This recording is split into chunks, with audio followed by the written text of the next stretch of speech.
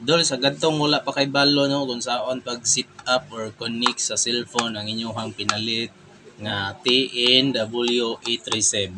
So naatay pa maagi dol para makibaw mo. Akong tutorial diri, simple ra gayo. Mo ni siya dol ha. Mo ni siya wireless microphone. So unsaon pag connect kani no?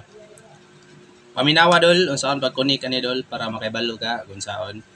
Nga pinaka simple jud kaayo ni dol, dali ra kayo. Mo ni siya dol. Mo ni oh. Mo ni siya.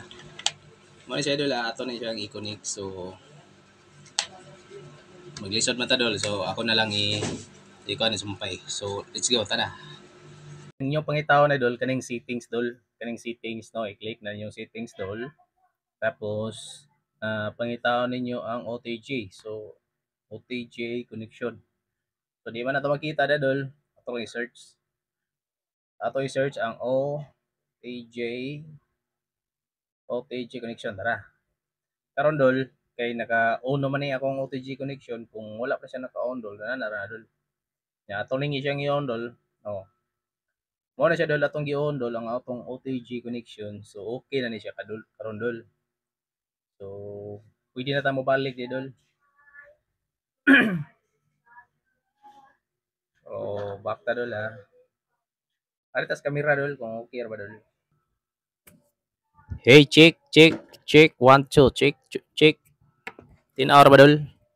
Siya na kay dol kay mura ko patay ligo ba. Kuan lang ko diri dol, nag-tutorial lang ko dol.